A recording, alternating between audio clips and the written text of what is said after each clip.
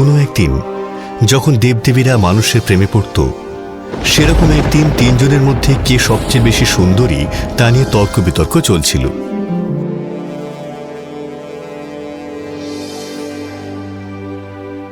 যেহেতু আমি অমরত্বের দেবীদের রানী, তাই আমি সবচেয়ে বেশি সুন্দরী। আমার প্রিয় হেরা, তুমি হতে পারো দেবদেবীদের রানী, কিন্তু আমি হলাম জ্ঞানের দেবী। আর জ্ঞানই হলো সৌন্দর্য, আর সৌন্দর্যই জ্ঞান। দুটি একই জিনিস। আরে বোকা, আমি ভালোবাসার দেবী, আর আমি ভালোবাসার ক্ষমতা প্রদর্শন করি, কারণ আমি সবচেয়ে বেশি সুন্দরী।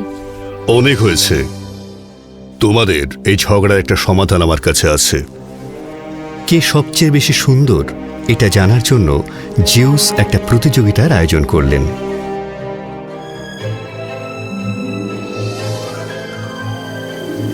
ট্রয়ের রাজপুত্র প্যারিসকে এই প্রতিযোগিতার বিচারক হিসাবে বেছে নেওয়া হয়েছে, আর সে জয়ীর হাতে জিউসের আপেলটা দিয়ে বিচারের সিদ্ধান্ত নেবেন। বাহ বন্ধু, তুমি এবার বেঁচে গেলে। দাঁড়াও, এই আপেলটা খেও না, কারণ এটা ভগবানের দেওয়া। ভগবান?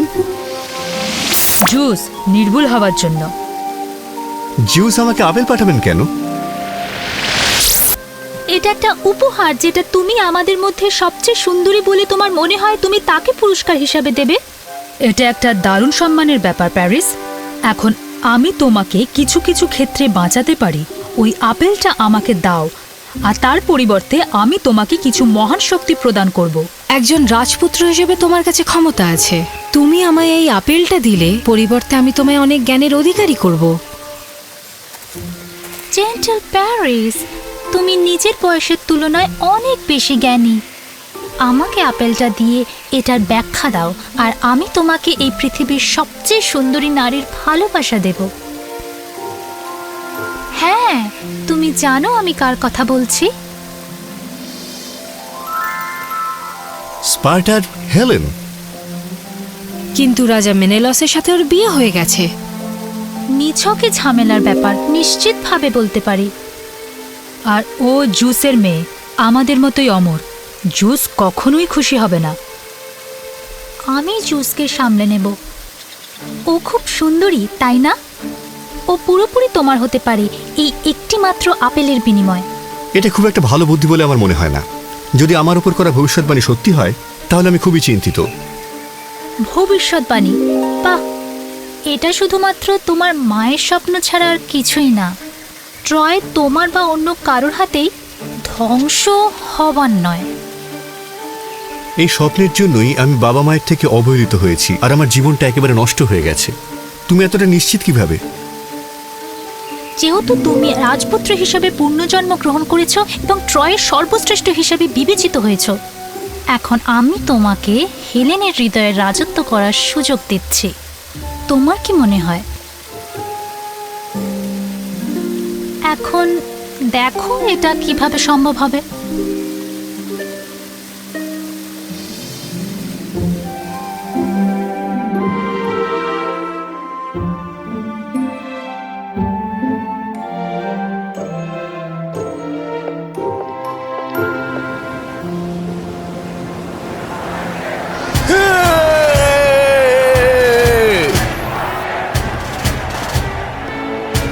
মহারাজের জয় হোক।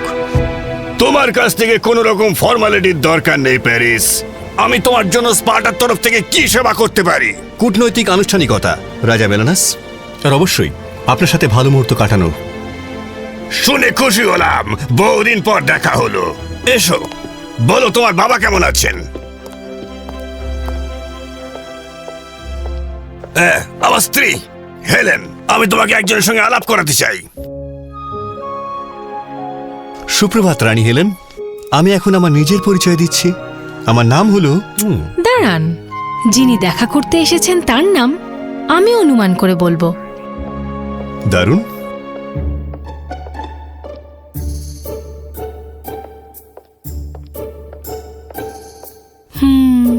কি হলো, বুঝতে পারছেন না?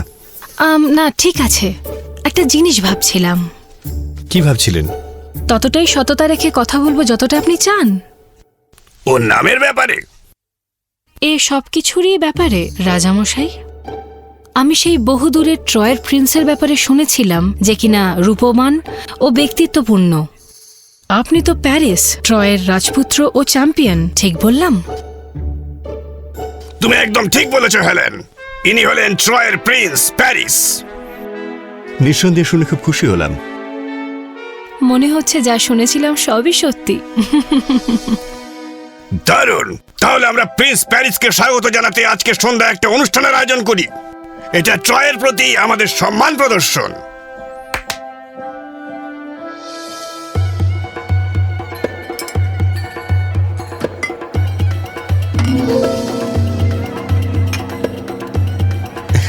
তারপর ভাল্লুক উঠে দাঁড়িয়ে বলল, না, কিন্তু আমার মনে হয় তুমি করবে।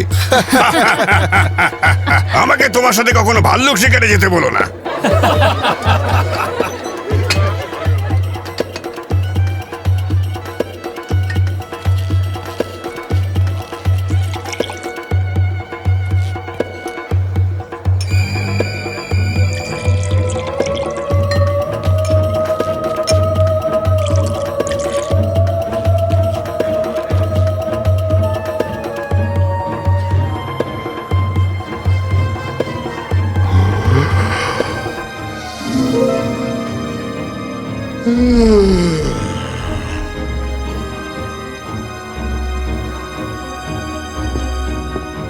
তুমি সত্যিই খুব অসাধারণ গল্প বলতে পারো প্রিন্স প্যারিস।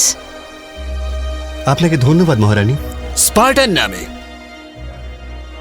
আর ট্রয়ের নামে সবসময় এদের একতা থাকুক। রানীর সাথে একটু নাচ হয়ে যাক। আমি তাতে খুবই খুশি হব।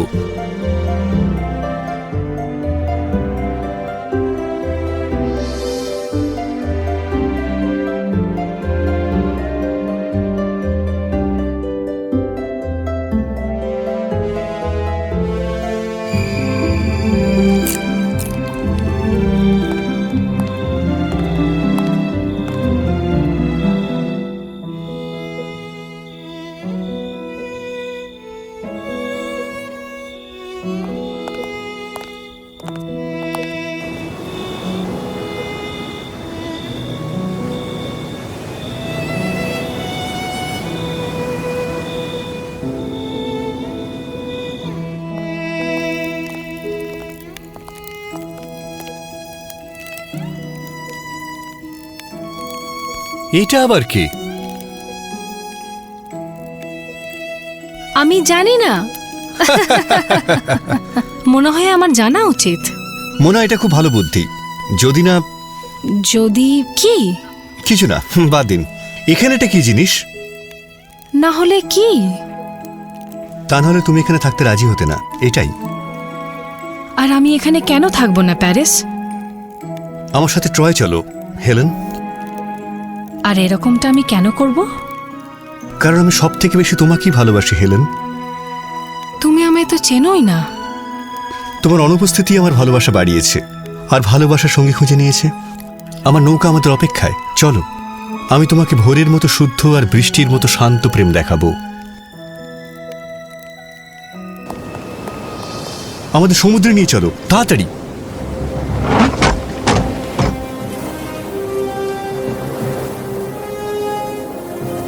এটা কি? আমি আজ স্পার্টায় তোমায় সব সত্যি কথা বলতে পারিনি। আর আমিও এত দূরে থেকেও তোমায় অনেক ভালোবেসেছি। আমি তোমাকে চিনি না, তাও আমি তোমায় অনুভব করেছি, ঠিক যেন আমার পাশে। আমরা পরস্পরের জন্যই এই পৃথিবীতে এসেছি। মেনেলেস আমাকে ঠিক খুঁজে বার করবেই। আর যখন জানতে পারবে আমি তোমার সাথে আছি, ও ভগবানের সঙ্গে বুঝে নেবে যে আজ আমাদের একত্র করেছে। তুমি ওকে চেনো না যতটা আমি চিনি। কি কি হলো? এই রাত শেষ হওয়ার মুখেও তোমার এই সৌন্দর্য আমার হৃদয়ে ছোট্ট প্রদীপের মতন জ্বলবে। আমাকে ট্রয়ের ব্যাপারে বলো। রানী, তুমি কি জেগে? মহারানী,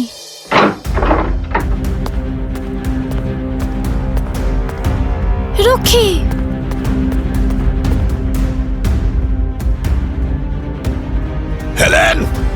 সব জায়গায় খোঁজো, প্রাসাদের একটা কোনাও ছাড়বে না।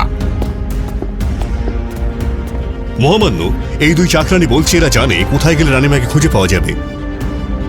ওদের নিয়ে এসো।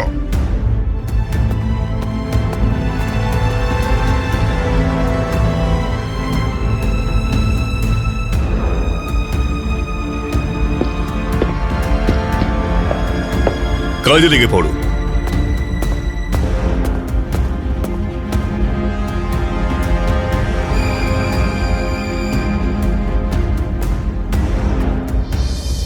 আমার যুদ্ধ সেনাদের একত্র করো। নিশ্চয় মহারাজ। প্যারিস! প্যারিস, তোমায় পেয়ে গেছি। খুঁজে পেলে এতক্ষণে? আমি পেয়েছি, খুঁজে পেয়েছি। আর তুমি আমাকে খুঁজছিলে কেন, ছোট্ট এলিয়া? আমি বোকা না। আমি তোমার সঙ্গে একটু কথা বলতে চাই। আপনি কিভাবে ভগবানের নামে তর্ক করতে পারেন? ইনি তো অ্যাফ্রোডাইট, প্রেমের দেবী, যিনি আমাদের একত্র করেছেন। অনেক হয়েছে। হেলেন ওনার স্ত্রী আর স্পার্টার মহারানী। ওনাকে বাড়িতে না পৌঁছে দিয়ে আমরা ইতিমধ্যেই রাজা মেলেনাস আর ওনার ভাই রাজা এগামেরনের সঙ্গে অনেক শত্রুতা বাড়িয়ে ফেলেছি। কিন্তু বাবা, এটা কোনো বোঝাপড়া নয় প্যারিস। ট্রয় যুদ্ধের নাম শুনলেও ভয়ে কাঁপতে থাকে। আমি কিছু বলতে পারি? আমি এখানে শুনছিলাম যে দুজন নশ্বর মানুষ অমরত্বপ্রাপ্ত জুসের মেয়ের ভাগ্য নির্ধারণ করছে। তোমার বাবা যা বলছেন আমার স্বামীর ব্যাপারে আর তার ভাইয়ের ব্যাপারে তা ঠিক। ওরা তো সহজে ছেড়ে দেবে না, কিন্তু আমিও যে ছেড়ে দেব না। আমি আমার সর্বস্ব দিয়ে আপনার ছেলেকে ভালোবাসি, আর আমি কোনো দিনই ওর থেকে কোনোভাবেই আলাদা থাকতে পারবো না। রাজা হিসাবে আমি স্পার্টা আর তাদের সৈন্যদের সঙ্গে কোনোভাবে লড়াই করতে চাইছি না, কিন্তু ভগবানের স্নেহের মেয়েকে এভাবে রাজ্য থেকে তাড়িয়ে দিয়ে আমি কোনোভাবেই তার রাগের কারণ হতেও চাইছি না। মনে হচ্ছে আমি যেন আমার নিজের রাজত্বেই দুঃশাসন করছি। তোমাকে এখানে স্বাগত, আজ এবং সর্বদা। দূতকে ডেকে পাঠাও। রাজা মেলেনাসকে খবর পাঠাও যে স্বর্গে তৈরি হওয়া ভালোবাসাকে এত সহজ কেউ ছিনিয়ে নিতে পারবে না। হেলেন এখন ট্রয়েরই, এখানেই থাকবে।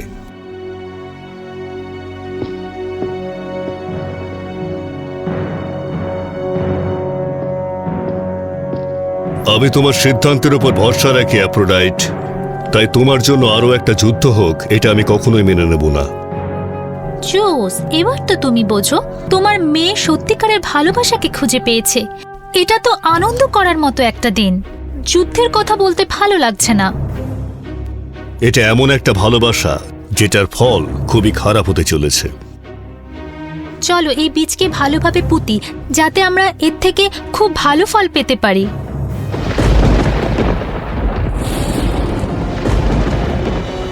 আমার ধৈর্যের পরীক্ষা নিও না অ্যাফ্রোডাইট।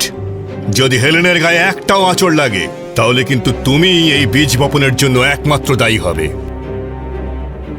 হ্যাঁ ঠিক আছে, আশা করি সেরকম কিছু হবে না।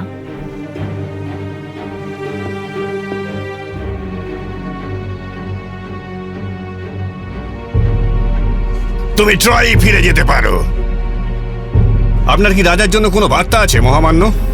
হ্যাঁ আছে, তোমার রাজার জন্য একটা বার্তা আছে, আর সেটা আমি ওনাকে নিজেই জানাতে চাই। ভাইকে ডেকে পাঠাও।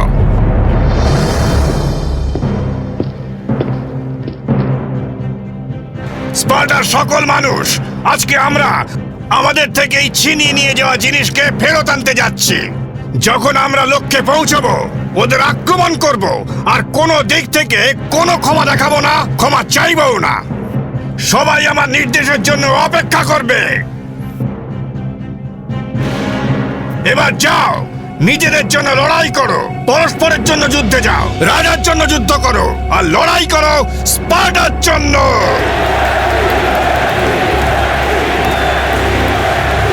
ট্রয়ের উদ্দেশ্যে।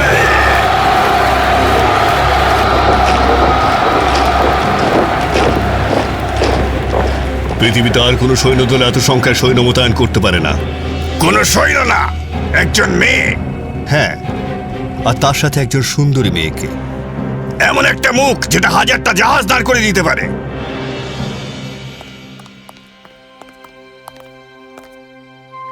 বেশ, যেই হোক না কেন, অনেকটা তোমার মতন চেহারা।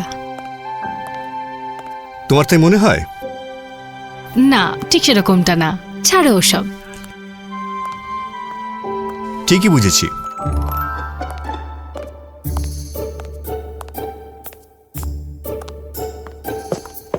প্রিন্স প্যারিস, হ্যাঁ, কি হয়েছে? রাজকুমার, মহারাজ আপনাকে যুদ্ধক্ষেত্রে যাওয়ার জন্য অনুরোধ করেছেন। যুদ্ধক্ষেত্রে? উনি তাড়াতাড়ি করতে বলেছেন।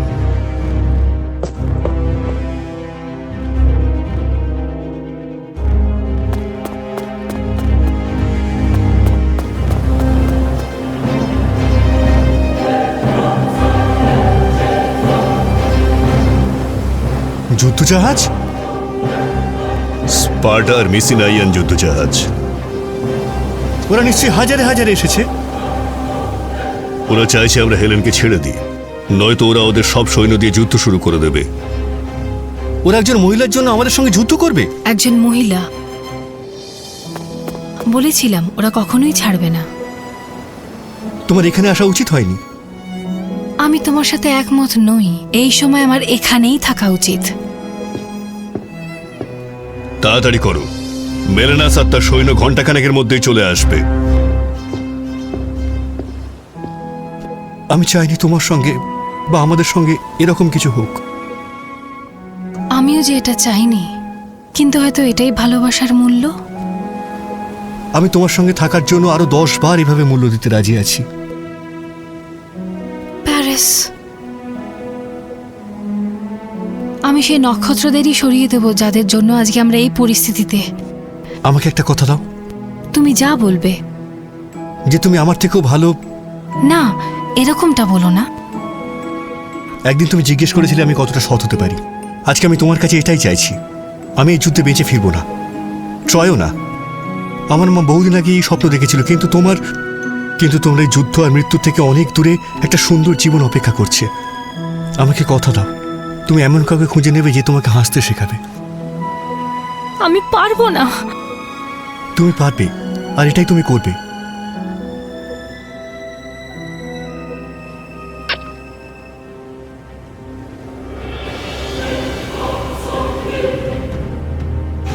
আমাকে যেতে হবে। কথা দাও, কথা দাও আমাকে হেলেন। আমি কথা দিচ্ছি।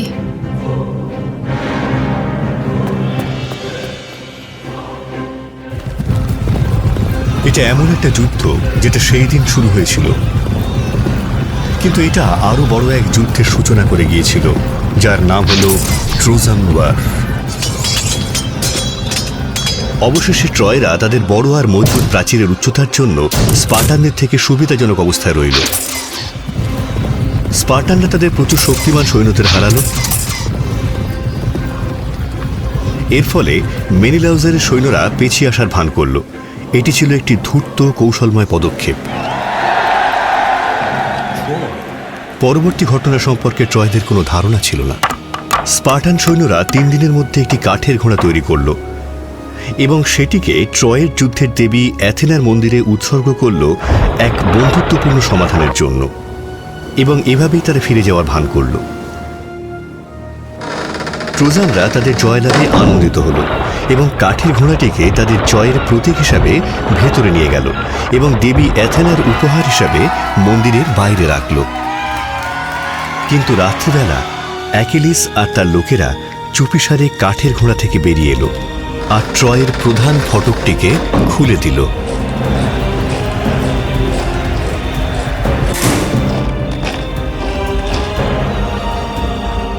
অনেক লোকের প্রাণ গেল।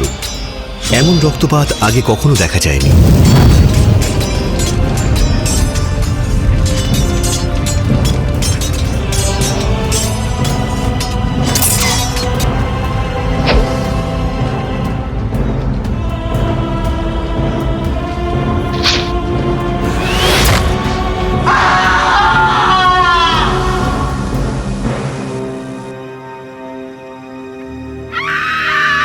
অমর প্রেমিকা হেলেনের জন্য প্যারিস তার জীবনের আত্মাহুতি দিল।